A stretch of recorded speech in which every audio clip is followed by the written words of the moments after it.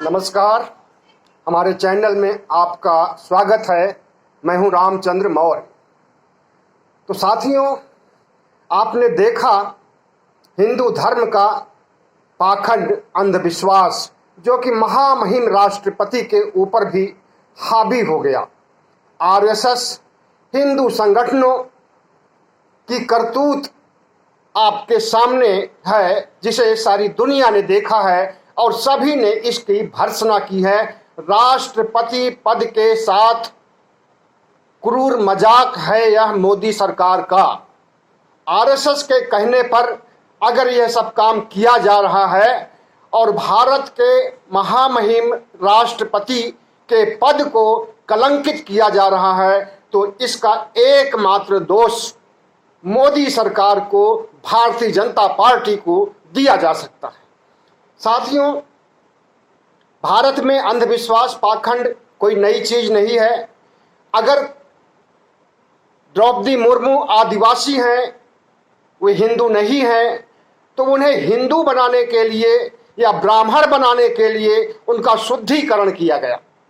और आपने देखा कि शुद्धिकरण में द्रौपदी मुर्मू हाथ बांधे हुए खड़ी हैं, कोई क्रिया प्रतिक्रिया नहीं, कोई विरोध नहीं, कोई सहमति नहीं, एकदम जड़वत, मूर्तिवत खड़ी हैं। उन्होंने ब्राह्मणों से, पंडितों से हाथ भी नहीं जोड़ा और उन्हें धन्यवाद भी नहीं दिया। तो क्या कहा जाए इसे? क्या राष्ट्रपति की सहमति ली गई थी?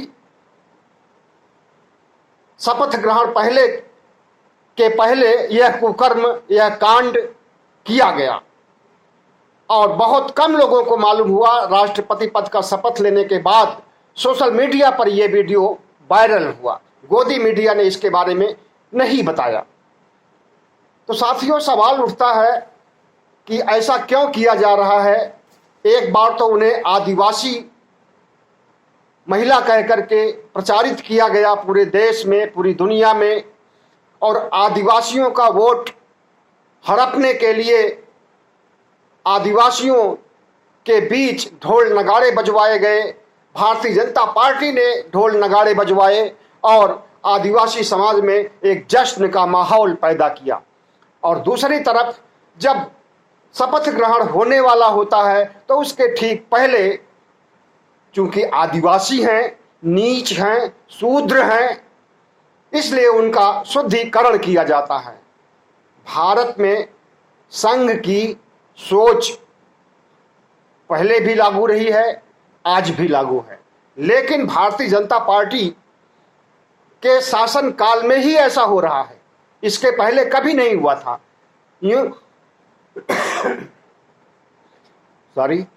राष्ट्रपति रामनाथ कोविंद को भी शपथ के पहले इस तरह से शुद्धिकरण नहीं किया गया था, जबकि वे दलित थे, नीची जातियों से आते थे, शूद्र थे। लेकिन क्या पता कि हो सकता है किया ही गया रहा हो, उसका वीडियो न वायरल किया गया हो, रामनाथ कोविंद ने छुपा लिया हो इस चीज को, कुछ भी हो सकता है। लेकिन जब तक कि वीडियो नहीं वायरल होगा, कोई साक्ष्य नहीं होगा, उस पर विश्वास नहीं किया जा सकता है। आजाद भारत में जब से राष्ट्रपति की नियुक्ति होने लगी है, तब से ऐसा कभी नहीं हुआ था जैसा कि द्रौपदी मुर्मू के साथ हुआ है। और यूं कहें कि ये जो न्यू इंडिया राष्ट्रपति प्रधानमंत्री जी बना रहे हैं, नए भारत का निर्माण कर रहे हैं, इसमें क्या पाखंडवाद हावी रहेगा? क्या इसमें अंधविश्वास हावी रहेगा?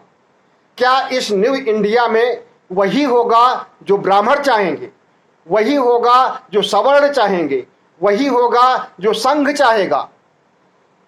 ऐसा बिल्कुल नहीं हो सकता है। और जो कुछ इन्होंने किया है, ये संविधान के साथ मजाक है, राष्ट्रपति पद के साथ मजाक है, और सबसे बड़ी बात धर्मनिरपेक्षता और लोकतंत्र के साथ क्रूर मजाक है भारतीय जनता पार्टी का, आरएसएस का। सवाल उठता है कि द्रौपदी मुर्मू अगर आदिवासी थी, नीच थी, शूद्र थी, तो उन्हें राष्ट्रपति क्यों बनाया गया? और यदि राष्ट्रपति बनाया गया तो उनका शुद्धिकरण क्यों किया गया? क्या इससे आदिवासी समाज को उसकी शूद्रता का एहसास नहीं होगा? क्या उसके अंदर हीन भावना नहीं पनपेगी? क्या आदिवासी समुदाय इससे गौरवान्वित होगा? बिल्कुल नहीं, बल्कि वह कलंकित होगा। और ट्राइबल आर्मी ने जिस तरह से इसकी भर्त्सना की है वह आपके सामने है।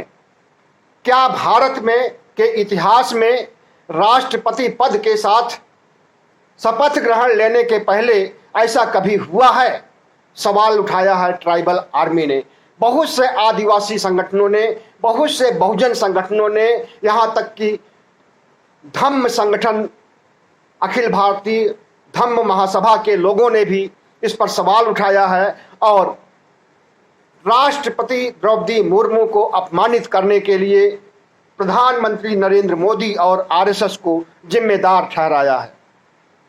तो साथियों, भारत में ब्राह्मणवाद शुरू से रहा है, आज भी है, और लगता है कि जब तक भारत की जनता जागेगी नहीं, मतदाता जागेंगे नहीं और इसका विरोध नहीं करेंगे, तब आगे भी रहेगा।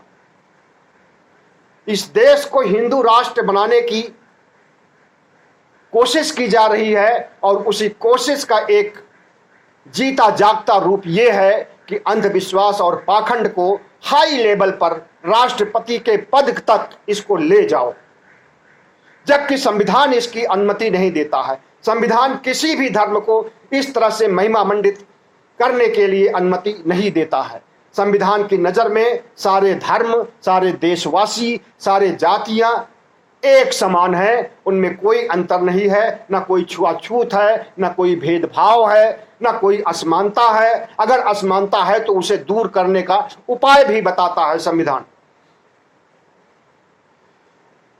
डॉक्टर भीमराव अंबेडकर ने जब संविधान बनाया तो उन्होंने इसमें प्रावधान किया कि असमानता कैसे दूर हो सकती है, समाजवाद देश में कैसे आ सकता है और भारत का विकास कैसे हो सकता है और धर्मनिरपेक्ष भारत कैसे हमेशा धर्मनिरपेक्ष रह सकता है। लेकिन जब से दक्षिणपंथी शक्तियां, ब्राह्मणवादी शक्तियां सत्ता में आई हैं, अपनी मनमर्जी कर रही हैं, संविधान का उल्लंघन कर रही हैं, संविधान को हटाने की साजिश रच रही हैं, लोकतंत्र को खत्म करने और राजतंत्र को लाने की साजिश रच रही हैं। और उसी साजिश का एक हिस्सा है ब्राह्मणवाद को बढ़ावा देना, और इतना ज्यादा बढ़ावा देना कि राष्ट्रपति पद के लिए अगर कोई आदिवासी समाज से या बहुजन समाज से या कहें दलित समाज से आता है तो उसे आदिवासी और शूद्र होने का एहसास दिलाइए और शूद्र, उसकी शूद्रता को खत्म करने के लिए उसका शुद्धिकरण कीजिए। तो साथियों, यह शुद्धिकरण क्यों किया गया, कैसे किया गया और किसके कहने से किया गया, यह बात अभी तक सामने नहीं आई है। लेकिन इतना निश्चित है कि प्रधानमंत्री के संज्ञान में ये बातें जरूर होंगी, कोई छोटी बात नहीं है। और प्रधानमंत्री ने या किसी भी संगठन ने या किसी भी पार्टी ने इसका विरोध नहीं किया है। इसका मतलब है कि आरएसएस के इशारे पर भारतीय जनता पार्टी ने यह कुकर्म, यह पाखंड, यह अंधविश्वास राष्ट्रपति के साथ किया है और जो कि भर्त्सनीय है, जिसकी की आलोचना होनी चाहिए, निंदा होनी चाहिए पूरे देश में, पूरे विश्व में। तो साथियों, जिस तरह से भारत की धर्मनिरपेक्षता को तार तार किया जा रहा है, जिस तरह से संविधान का उल्लंघन किया जा रहा है और जिस तरह से नीची जातियों को उनकी नीचता का एहसास दिलाया जा रहा है और जिस तरह से नीची जातियों को कर्मकांड करके उन्हें हिंदू बनाने की साजिश की जा रही है, यह किसी से छुपा नहीं है। हमें तो लगता है कि जिस समय यह कार्यक्रम किया गया उसके पहले द्रौपदी मुर्मू को भी नहीं पता रहा होगा कि उनके साथ यह कुकर्म होने वाला है। यह संघ के इशारे पर भारतीय जनता पार्टी ने किया है, हिंदू संगठनों ने किया है और प्रधानमंत्री को सलाह दिया गया होगा कि अगर राष्ट्रपति पद का शपथ दिलाया जा रहा है तो उसके पहले इनका शुद्धिकरण होनी चाहिए, इनकी नीचता को खत्म की जानी चाहिए, इनकी शूद्रता को खत्म किया जाना चाहिए और उसके लिए मंत्रोच्चार होना चाहिए, ब्राह्मणों द्वारा इनका शुद्धिकरण होना चाहिए, उसके बाद राष्ट्रपति पद की शपथ दिलाई जानी चाहिए। ये कोई पहली बार ऐसा नहीं हुआ है, बल्कि ऐसा बहुत से पिछड़ी जातियों के साथ, दलितों के साथ, आदिवासियों के साथ पहले भी हुआ है। अखिलेश यादव जब 2017 में चुनाव हारते हैं और योगी आदित्यनाथ मुख्यमंत्री बनते हैं तो उन्होंने अखिलेश के मुख्यमंत्री के बंगले को शुद्धिकरण किया था, उसे गंगा जल से धुलाया गया था और वहां पर यज्ञ हवन कराया गया था। उसके बाद उसमें योगी आदित्यनाथ ने प्रवेश किया, क्योंकि अखिलेश यादव यादव हैं, शूद्र हैं, नीच हैं और अगर कोई नीच जहां पर रहता है वहां पर अपवित्र हो जाता है और उस अपवित्र जगह को पवित्र कराना जरूरी होता है अगर कोई ब्राह्मणवादी मानसिकता का व्यक्ति उस घर में रहना चाहता है तो। और योगी जी तो जाति से ब्राह्मण नहीं है, लेकिन कर्म से, ढकोसले से, पाखंड से 100% ब्राह्मण है। लेकिन जिस तरह से और भी लोगों के साथ इस तरह का भेदभाव किया गया है, उसमें पूर्व राष्ट्रपति रामनाथ कोविंद भी आते हैं। रामनाथ कोविंद के साथ शपथ ग्रहण के पहले तो ऐसा नहीं किया गया, उसका कोई सबूत नहीं है, लेकिन उन्हें तमाम हिंदू मंदिरों से बेरंग लौटाया गया या उन्हें सीढ़ियों पर पूजा कराया गया, मंदिर में प्रवेश उनका नहीं होने दिया गया। तो यह भी शुद्धिकरण की तरह भर्त्सनीय है, निंदा का विषय है, आलोचना होनी चाहिए इसकी कि अगर कोई राष्ट्रपति के पद पर, भारत के सबसे बड़े संवैधानिक पद पर आरूढ़ है और उसको भी, उसके साथ भी भेदभाव किया जाता है, उसके साथ भी अस्पृश्यता का भेदभाव किया जाता है, उसे भी नीच माना जाता है और उसे मंदिर में नहीं प्रवेश करने दिया जाता है, तो यह देश के लिए बहुत बड़ा दुर्भाग्य है।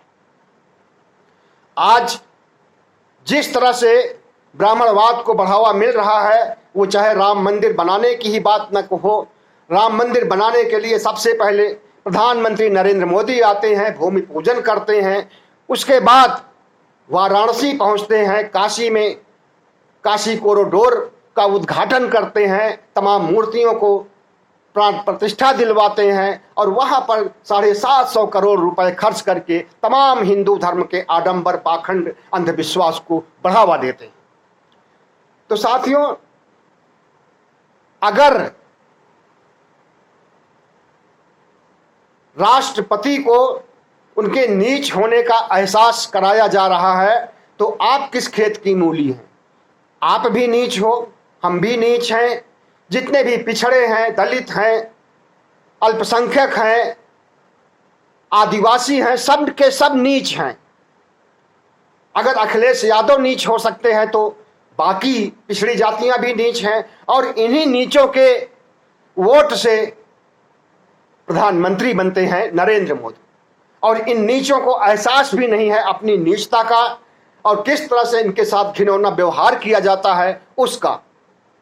इतना ही नहीं, बल्कि उप मुख्यमंत्री केशव प्रसाद मौर्य पहले कार्यकाल में जिस तरह से स्टूल पर बैठाए गए थे वह भी घोर निंदनीय था, लेकिन वह उस पार्टी में बने रहे। दरअसल केशव प्रसाद मौर्य की सबसे बड़ी कमी यह है उस भारतीय जनता पार्टी में शामिल होने और भारतीय जनता पार्टी में बने होने की कि इन्होंने अपराध बहुत से किए हैं, इनके ऊपर तमाम आपराधिक मुकदमे दर्ज हैं। और अगर यह भारतीय जनता पार्टी को जलील होने के बावजूद, स्टूल पर बैठने के बावजूद अगर छोड़ते हैं भारतीय जनता पार्टी को, त्यागते हैं भारतीय जनता पार्टी को, तो इनके भी पीछे सीबीआई, ईडी, आईटी सब कुछ छोड़ दिया जाएगा और जो मुकदमे इन पर चल रहे हैं उन धाराओं पर इन्हें जेल में ठूंस दिया जाएगा। तो उसी जेल में ठूंसने के से बचने के लिए इन्होंने ब्राह्मणवाद का समर्थन किया है और आज भी उप मुख्यमंत्री बने हुए हैं। हालांकि अब इनके साथ इस तरह का भेदभाव नहीं हो रहा है। जब अखिलेश यादव ने उन्हें स्टूल मंत्री कहा और जलील किया भारतीय जनता पार्टी को, केशव प्रसाद मौर्य को, आरएसएस को, जलील होने के बाद फिर ऐसी हरकत अब नहीं हो रही है। इसी तरह से द्रौपदी मुर्मू को जिस तरह से जलील किया है संघियों ने, कट्टर हिंदुओं ने, प्रधानमंत्री नरेंद्र मोदी ने, इनको जलील करने की जरूरत है और इनकी वास्तविकता को, इनके चाल चरित्र और चेहरे को उजागर करने की जरूरत है कि इनके अंदर ब्राह्मणवाद का कीड़ा जो सदियों से भरा हुआ है उसे कैसे निकाला जा सकता है, उसे वोट के चोट से निकाला जा सकता है।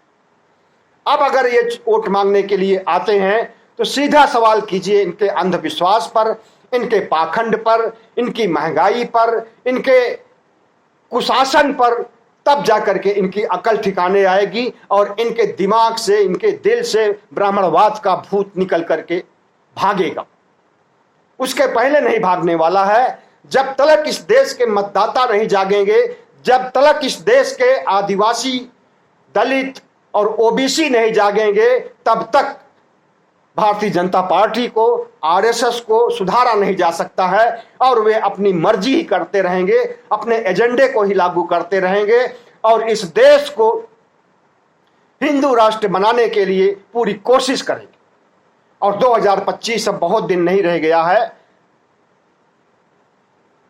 हिंदू राष्ट्र 2025 के पहले बनाने के लिए इनके अंदर खाने में जो तैयारियां चल रही हैं और जो बाहर तैयारियां चल रही हैं वह भी किसी से छुपा हुआ नहीं है। CAA NRC इसीलिए लाया गया था कि हिंदू राष्ट्र बनाया जा सके, लेकिन उसमें ये फ्लॉप हो गए। और अब ये जिस तरह से सांप्रदायिकता का जहर फैला करके हिंदू राष्ट्र बनाना चाहते हैं उसमें भी ये फ्लॉप हो जाएंगे। और अगर अब सांप्रदायिक जहर बिखेरने की कोशिश की जाएगी, जैसा कि अप्रैल मई में किया गया था वाराणसी में, काशी में, मुसलमानों के पूजा स्थल को हड़पने की कोशिश की गई थी, बात तो अदालत तक पहुंची है, लेकिन अब उसके बारे में कोई चर्चा नहीं होती, कोई समाचार नहीं आता है कि हमें शिवलिंग की पूजा करनी है, हमें वहां पर मंदिर बनाना है और हमें ताजमहल को छीनना है। अब ऐसी बातें नहीं आ रही हैं। अगर ऐसी बातें उठती हैं तो फिर से इनके सांप्रदायिक ध्रुवीकरण को हवा दिया जाएगा और इनकी पोल खोली जाएगी, इनके चाल चरित्र चेहरे को सामने लाया जाएगा। और आज की तिथि में जिस तरह से इन्होंने राष्ट्रपति पद को कलंकित किया है, राष्ट्रपति पद को अधीर रंजन चौधरी ने कम कलंकित किया है, बल्कि भारतीय जनता पार्टी ने, आरएसएस ने द्रौपदी मुर्मू का शुद्धिकरण करा करके ज्यादा कलंकित किया है और इस कलंक को पूरा देश देख रहा है। तो साथियों, भारत में जिस तरह से आरएसएस अपनी मर्जी से प्रधानमंत्री नरेंद्र मोदी से अपनी सारी शर्तें, अपने सारे एजेंडे मनवा रहा है, तो इसमें भारतीय जनता पार्टी की छीछा लेदर हो रही है और होनी भी चाहिए। और भारतीय जनता पार्टी का ग्राफ वोट के लिहाज से गिरना चाहिए और अगले चुनाव में ये सब चीजें याद रखनी चाहिए आदिवासियों को कि उनका अपमान किया गया है। राष्ट्रपति का पद देने से ज्यादा विभत्स काम किया गया है राष्ट्रपति पद को अपमानित करने का, आदिवासियों को अपमानित करने का।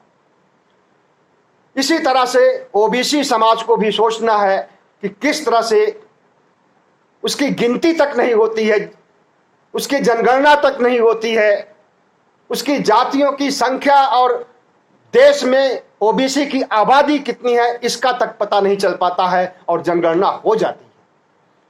तो जनगणना के मसले पर ओबीसी को खड़ा होना है, आदिवासियों को अपनी कलंकित की गई छवि को बरकरार रखने के लिए और ऐसा कलंक आगे ना होने पाए उससे बचने के लिए इस सरकार का, आरएसएस का विरोध करना है। और जितने भी बहुजन समाज के लोग हैं इन सब को, मुसलमानों को, आदिवासियों को, सबको एक साथ खड़ा होना होगा हिंदू राष्ट्र के खिलाफ, वरना ये भारत को एक तबाही में झोंक देंगे, एक ऐसे ही अंधेरी गुफा की ओर ले जा रहे हैं जहां से जाने का रास्ता तो है लेकिन लौटने का रास्ता नहीं है।